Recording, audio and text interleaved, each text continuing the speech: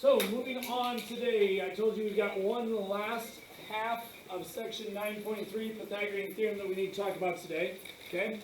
And so I will jump into this and we'll actually take a look at our examples and whatever, but one of the things that I always think about is if there's any real life examples that you should ever talk about, you should connect math to actually real life. Okay? So, this is, I told you the other day that there's really two halves of the Pythagorean theorem. And you've learned the first half. Okay? You learned that if a triangle is a right triangle, then leg squared plus leg squared equals hypotenuse squared. Now, I don't know if you've ever paid any attention to how I phrase things, but when I say if this, then this, the order that you say those in is super important. Okay? So when I say if it's a right triangle, then leg squared plus leg squared equals hypotenuse squared, what is the whole statement based off of? What has to be true for me to draw any conclusion? It's got to be a right triangle. If it's not a right triangle, leg squared plus leg squared does not guarantee to equal hypotenuse squared. Okay? So, my wife has always told me when we get into arguments, which is quite often because I'm just never wrong and she often has to debate that. Okay? But when we get in arguments, she always tells me, you should have been a lawyer. Because you're really picky on the words that I use, and then I just throw them back at her and she gets really ticked off along the way. I'm like, well, that's not what you said. You said this. And she's like, good Lord, stop. And I just know that I've won, and that's all it's about is winning. That's all it's about. I know that I've won when she says, stop doing that, because I know that I've just got her pinned in the corner. She can't get out of that argument at all. Okay? So, it's amazing that we're still married, but yes, because I just never am wrong. I just never am. Okay? So, we're recording this today. Hopefully she never watched it. Alright. Now, what we're going to learn today is flipping it around. And that might not seem like a big deal, but it's a huge deal. And what I mean by flipping that around is we're going to take the if it's a right triangle, and we're going to put that as the conclusion, and we're going to take what used to be our conclusion, and we're going to make that the if part. In geometry, you call this a converse, where you take a statement and you flip it around. Okay? And not all statements can be flipped around and still be true. Okay? So, I'll use this as an example. Okay? You might be like, I have no idea what I mean. What you mean? Okay? If I were to tell you that I have two die, I've been thinking about this because I'm thinking about our next unit, which is probability all day today. Okay? If I rolled this die and I got a 2, and I rolled this die and I got a 3, would it be correct to say, if you roll a 2 and a 3, the sum is 5? Is that statement correct? Now, if I flip that around and said, if the sum is 5, then I rolled a 2 and a 3. No. Because I could have rolled a 4 and a 1, couldn't I? So do you see? Correct. It's still sum is 5, but now my conclusion's not the same as it was when I flipped it around. So do you see how the order matters? Saying that their sum is 5 is not the same as saying that I rolled a 2 and a 3. Because I can do that in other ways. So the order you put something in is super important. And in algebra, I'm going to be honest, it's not a huge deal because most of the time we don't get picky about it. But in geometry, that's all you do. Geometry, I used to love teaching geometry because geometry is all based off of arguments. And you better figure out which order you want to put your argument in. Most students, that's their biggest struggle in geometry. They're like, it says something like that. No, not something like that. It needs to say that. And if it doesn't say that, then it's wrong. Okay? So, we're talking today about flipping this around. So what in the world am I mean? Okay? Before, and Delaney pointed it out, when I said the Pythagorean theorem, the I had to know part was, I had to know it was a right triangle. That now becomes the part that I can conclude. I want to make this into a right triangle. Now you might say, why in the world would you ever care about that? And that's a great question. And that's where I can tell you, like, this has a real life example. So a long time ago when we started section 9.3, I told you there's two ideas we're talking about. One, which is a school-based idea, and one that's a real life, this is good to know idea. The school-based idea is what you already know. You can take two sides of a right triangle, you can use, you gotta go, right? You can use the Pythagorean theorem to find your third side length. That is the pie in the sky. You need to know that in geometry and algebra, blah, blah, blah, blah, blah. As soon as you leave high school, you'll probably never need to know that. Will I ever need to know if something's a right angle? Most of you probably will. And you might not think about it all the time, and you might not use it as maybe as much as some of the other people, but I'm going to give you a little bit of background about this, okay? So as you probably have already heard me saying this, I didn't say it as loud, maybe I just need to say it louder. Before I started teaching, okay, my first full-time job when I graduated high school was as I became a construction worker. So like my job in the summer was I framed houses for a living, and I loved it. Like it was a great job for me. It was never a career, okay? So I did that after I graduated high school for all 4 years of college. That's what I did over winter break. That's what I did over summer break, okay? My first 2 years of teaching, that was my summer gig. Like if I got done teaching on June 2nd, then June 3rd I worked construction until August. And it was a way for me to make more money. And I'll still tell you this. I made more money per hour doing that than I do this. Okay? There would be weeks where, and it was hard labor, but in the summer I'd work 70 to 80 hours a week. 7 days a week, and I'd put in 10 to 12 hours a day. Okay, 6 to 6, 7 to 7, whatever it was. And if we could work, we worked. And there'd be days where my paycheck could be $1,500, $2,000 a week. Okay? It's more money than what I make now. Way more money. Okay? So why don't I do it anymore? Well, number one, you get injuries, like I almost cut my finger off one day. Alright?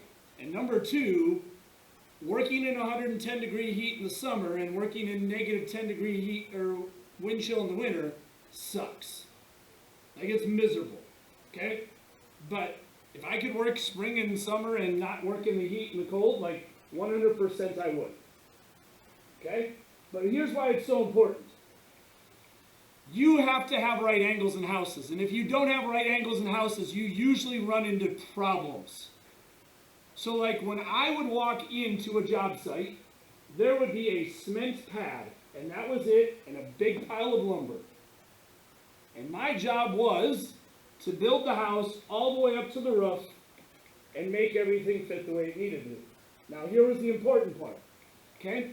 We didn't build the roof, we just put it on.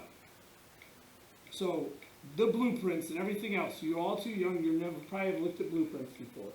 But the blueprints were sent somewhere, most of the time they were sent to Cascade, Iowa, and they made the roof there, and they sent it in pieces. Okay? So, when we get ready for the roof, we call and say, hey, we need this here in 2 days. They bring down it on a semi, and then our job was to crane it up and put it up there together. But they built it in Cascade based off of how big the house was supposed to be, right?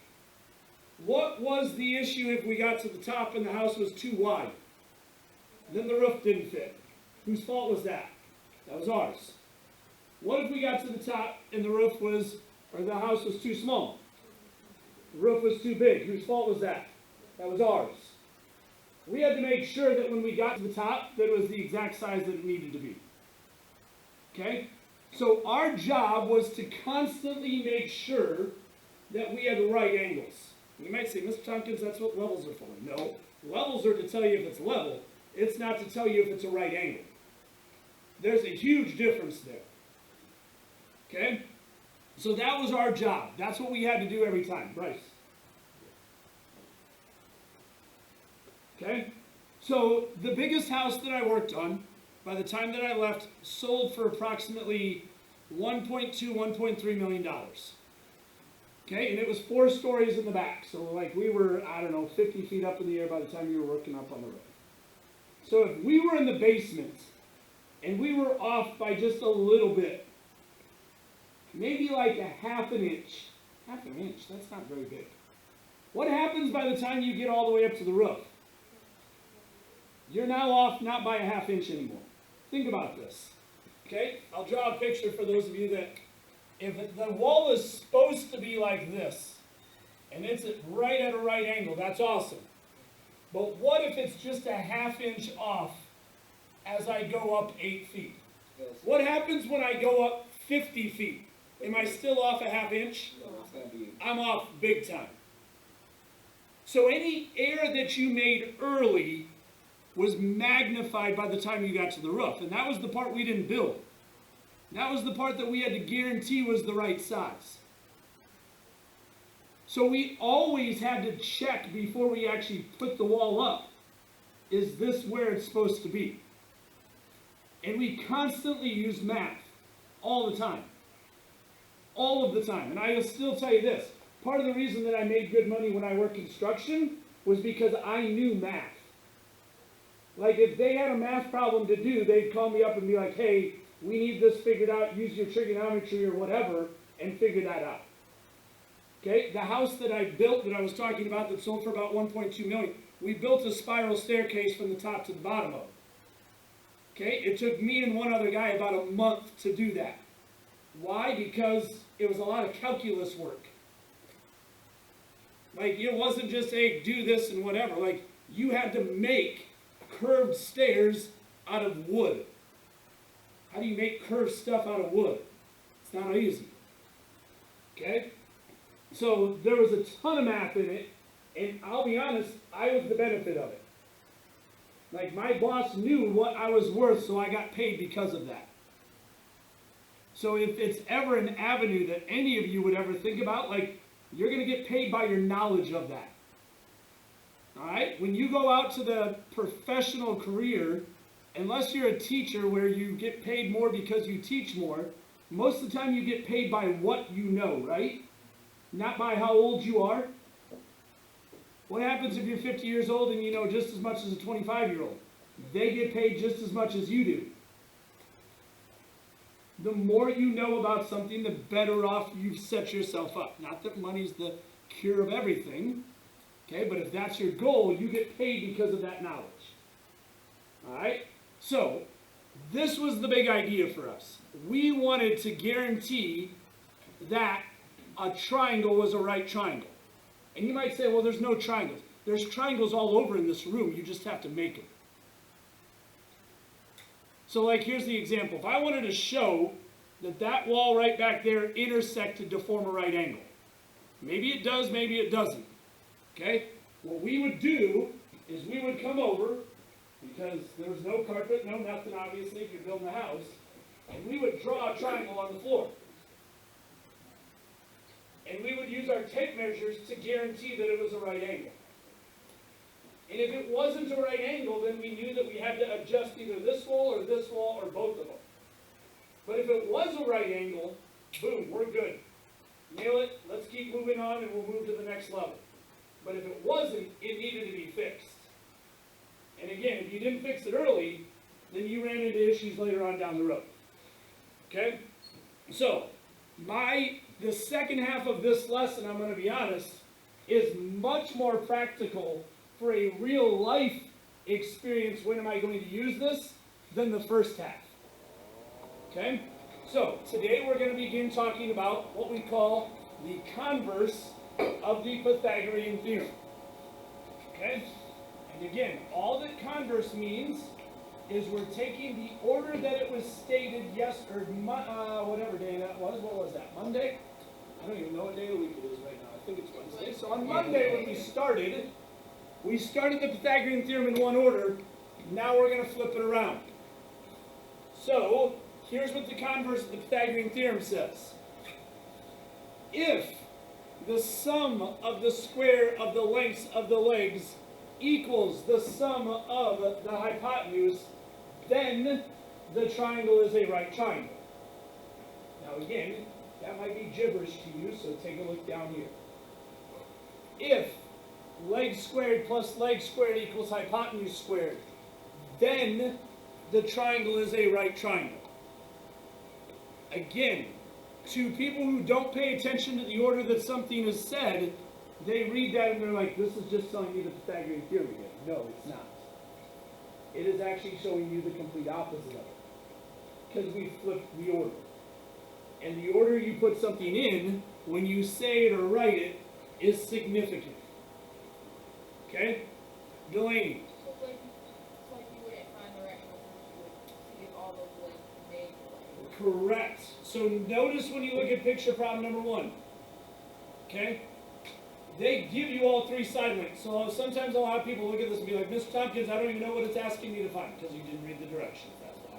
It's not asking you to find a side length, because they gave you all of them. What's the question asked? Is this a right triangle? Notice that that's what's missing in today's picture, right? Yesterday, every example you did drew a triangle that had a right angle in it. Today, you don't have a right angle drawn. And for some of our examples today, you don't even have a triangle drawn. So now here's the big question. If I don't, how did we always determine where the hypotenuse was? It was always what? Opposite of the right angle. So if I'm going to plug this into the Pythagorean theorem, how do I determine what the hypotenuse is? Because there's no right angle. Well, the hypotenuse, if it's a right triangle, the hypotenuse will always be the largest side. It's got to be. So, I can't tell you if this is a right triangle, but if it was, 10 would need to be the hypotenuse, wouldn't it? So you got to keep that in mind. It would always have to be the largest side. Okay? So, if, just like before, we said identify the hypotenuse first, we're doing the same thing here. We want to begin by identifying what would be the hypotenuse. Now, you might say, why do you keep saying would? Because it might not be a right triangle. And if it's not a right triangle, then it's not a hypotenuse, is it? So we have to operate under the assumption that if this is, this would need to be the hypotenuse. Okay, so if that would need to be the hypotenuse, then 6 and 8 would both need to represent my legs. We're not going to have any variables when we set this up. It's all going to be numbers.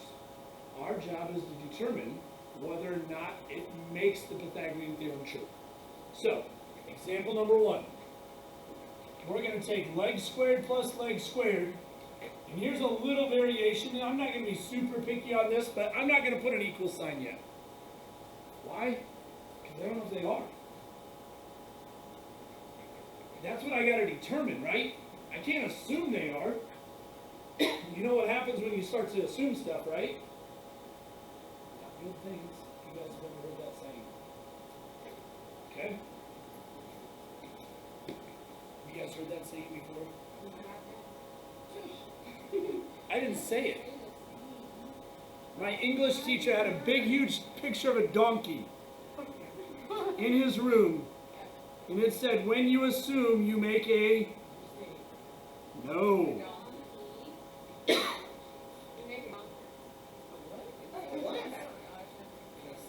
Assume, right? When you assume, you make a... out of you and me. That's what happens when you assume. I heard that. That's not okay. Assumptions are not okay. When you assume, you do that to you and me. We got to fix that. No assumptions can be made. You don't prove it, you don't know it. We're not assuming this is a right triangle. We're not assuming that those are made. Or sorry, that those are equal. Okay? Alright, what's 6 squared? 36. What's 8 squared? 64. Okay, what's 10 squared? Alright, I still don't know because I still have to add those two together. What's 36 plus 64? 100. Now I can actually add in that sign that they're equal. Now I'm not done yet, because what did the question ask? Determine if, not if it's a right angle, determine if it's a right triangle. You need to be able to actually write an answer to this. What have we shown? Is this a right triangle or is it not? It is. Because according to the Pythagorean theorem's converse, if leg squared plus leg squared equals hypotenuse squared, which it does, then it is a right triangle. So we can say that this is a right triangle. You'll need that when you're telling me the answer. If you just have numbers and you move on because you think that's all you need to show, that's not okay. This is the answer. This is the work to justify your answer.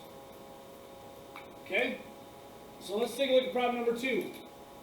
Okay, in problem number 2, again, we do not have a right angle, so we can't state this has to be the hypotenuse, but if there was a hypotenuse, what would it be? 13. It'd be 13. So let's plug that in. That would make a leg of 4 and a leg of 12 and a hypotenuse of 13. So it would look something like this. Okay? Again, we're not solving, we're just simplifying. What's 4 squared? What? 16. Oh, sorry. Mine's Good Lord, Delaney, come on. Mine's 12 here. What's 12 squared? 144. And what's 13 squared?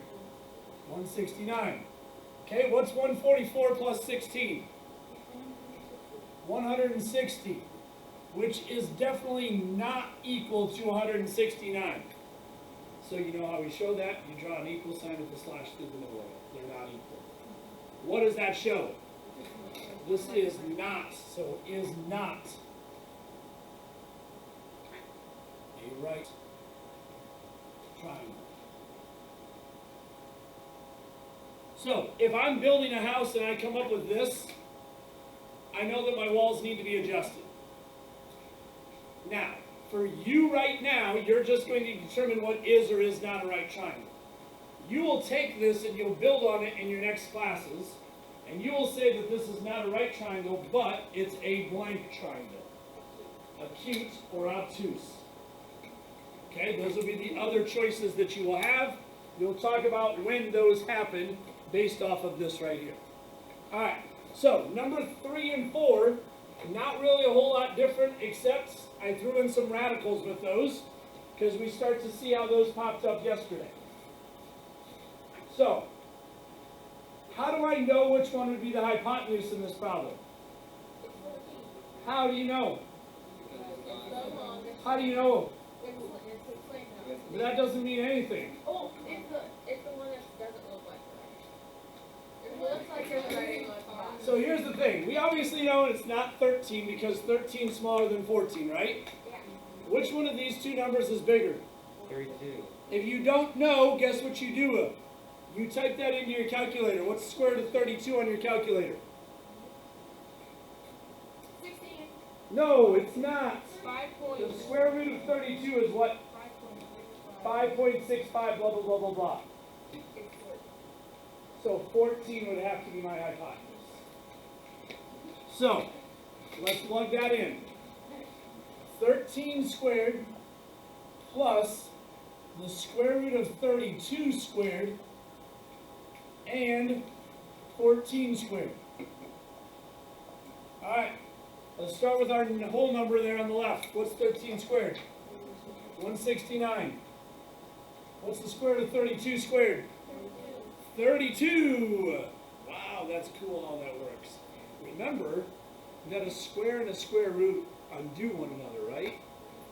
So if you're square rooting 32 and then you're squaring 32, you just get 32. And what's 14 squared? 196. Okay, if I take 169 and I add 32 to that, that gives me what? 201, which does not equal 196. So what are we writing as an answer? This is not a right triangle.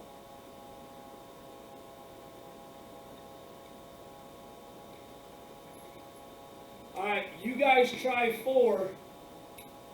First of all, determine what would be the hypotenuse, and you can't just by eyeballing it. Okay? and then plug it in, evaluate, and see what you come up with.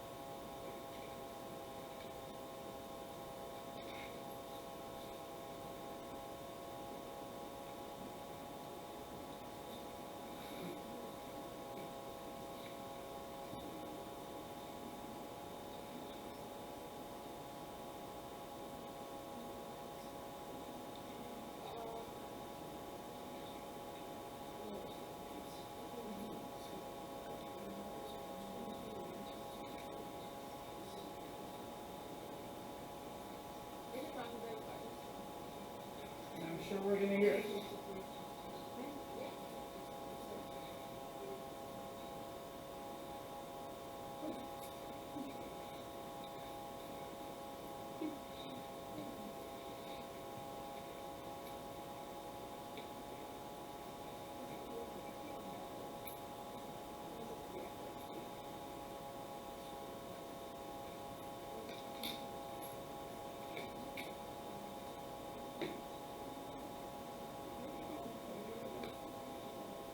Alright, so out of these three, because again you may have to change one to a decimal to check that, what's the longest side?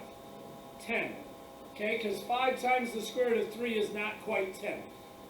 Alright, so as I go to plug that in, we're going to take 5 squared plus 5 square roots of 3 squared, and we're going to compare this to 10 squared. Now, I'm going to do a little side work over here just so we are aware. We did this yesterday. Squaring that, remember, means we're taking 5 square roots of 3 times 5 square roots of 3, correct? Yeah. So we can multiply what's in front together. 5 times 5 is 25. We can multiply what's inside together. 3 times 3 is 9. Now, what is the square root of 9, ladies and gentlemen? 3. And what's 25 times 3? So that whole thing, that little piece is just going to become 75. Okay? Quentin.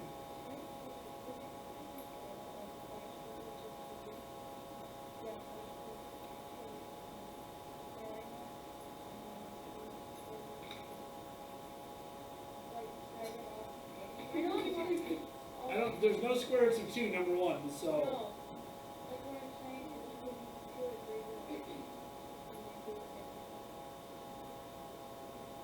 There's a lot of different ways to do it, yes. I don't know if your differently is what.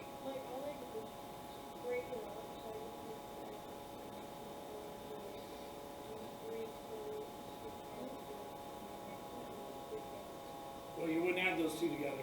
You'd still have to find the product. Okay. 5 squared is 25. What did we just show? This was 75. What's 10 squared? 100. Those two are going to add to give me 100, which is equal to 100. So what have we shown? It is a right triangle.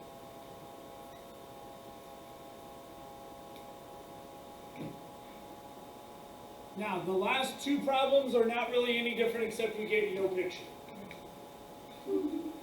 Now, here's the thing. Some textbooks are nice and will always give you the 3 sides of your triangle in order from least to greatest. Meaning the hypotenuse will always be the last number. Right? If they put them in order from least to greatest, you guys know me well enough, I'm not that nice. So I'm not putting them necessarily in order. So here's the thing that I don't want to see happen.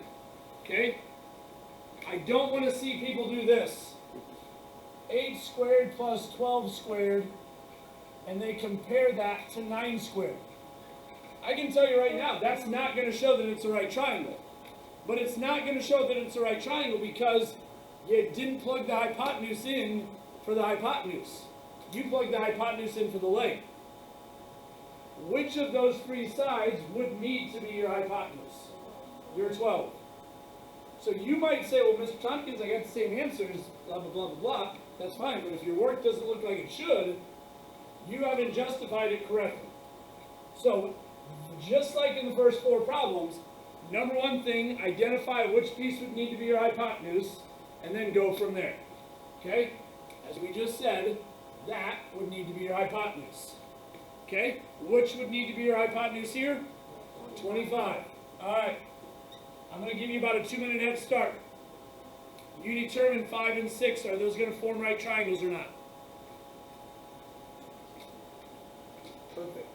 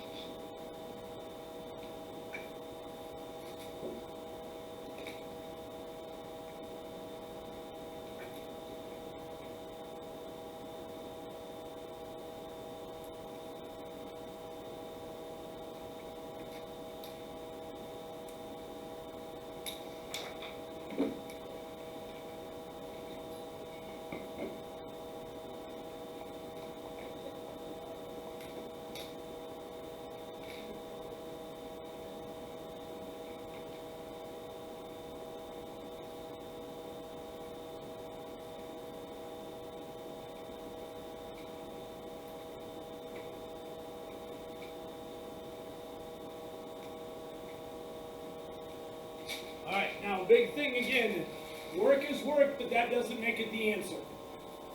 If you do not have that this is or is not a right triangle, you haven't answered the question.